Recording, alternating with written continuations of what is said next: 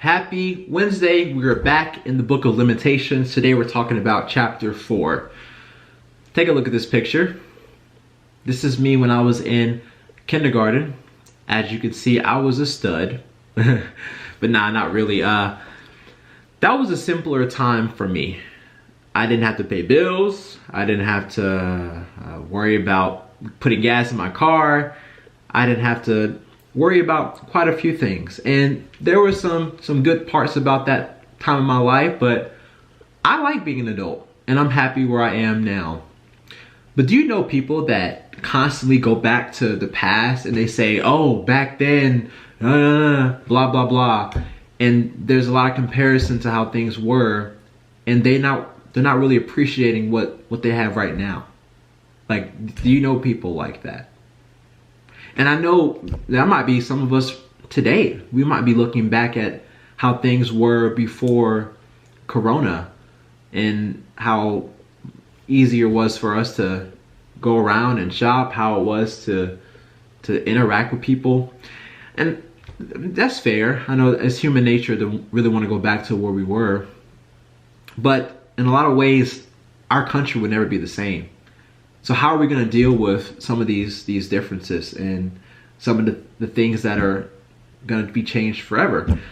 This is some of the talk in Lamentations chapter 4. There's talk about how things used to be and how they are now, and what God's people is going to do with things moving forward. So the main thing about chapter 4 is hope. We talked about hope in chapter 3, but now we're addressing hope in a different way.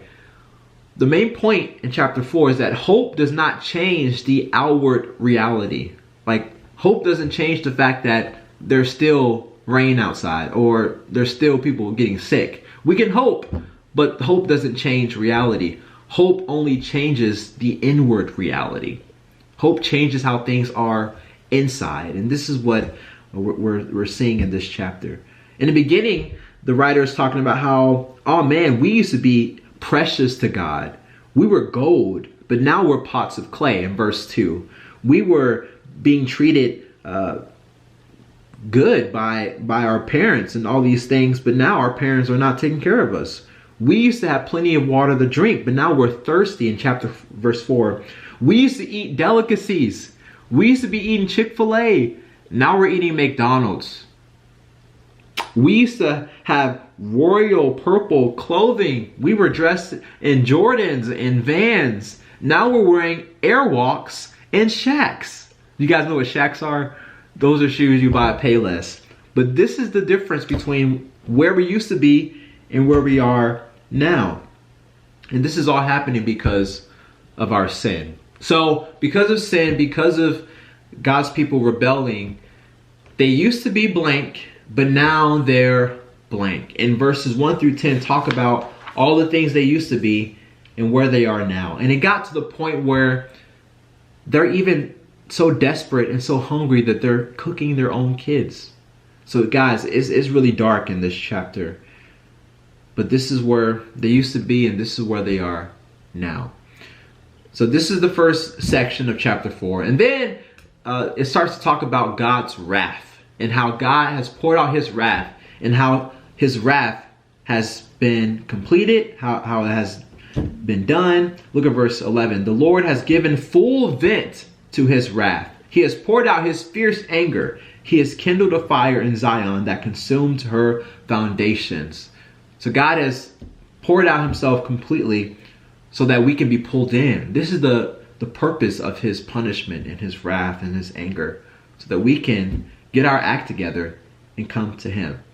And then lastly, we get hope in the end of this chapter. Look at verse 22. Your punishment will end, daughter Zion. He will not prolong your exile. You will not be in exile forever. It's coming to an end. But he will punish your sin, daughter Edom, and expose your wickedness. So you guys know the Edomites, these group of people came from Esau. Esau was Jacob's brother. We talked about the Edomites a couple months ago. So they're the people that were making fun of the Israelites and stealing from them while they were being exiled by the Babylonians. So now that the punishment is over with the Israelites, the Edomites are about to get it. So God would not prolong the exile of his people, but others will be paying. So there's a lot of darkness, a lot of pain and suffering still in this chapter. What are some things we can take away? Some things I took away initially were, first of all, we can't always change the circumstances that we are in, but we can change how we respond to them. They had to pay, and they can't change that. They can't change that reality, but they can change their hope. And we saw a little bit of that in chapter 3, where they were saying things like, oh, I'm still going to hope in the Lord. The steadfast love of the Lord never ceases. His mercies never come to an end. They are new every morning. Great is thy faithfulness. The Lord is my portion. Therefore, I will hope in him. So this is some of the mentality and some of the thoughts that can happen. Even though things are crazy around you, you can still have this hope in the Lord. Secondly, fire is meant to refine us. God's judgment and his wrath is meant to change us.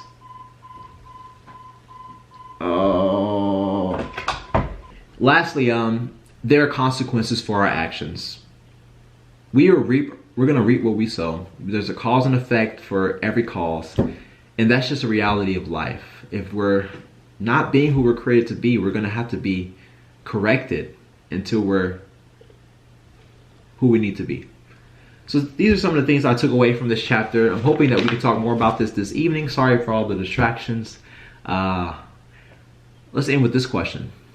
What is something that we can change right now about our current situation? Think about that question. We'll talk about it later this evening.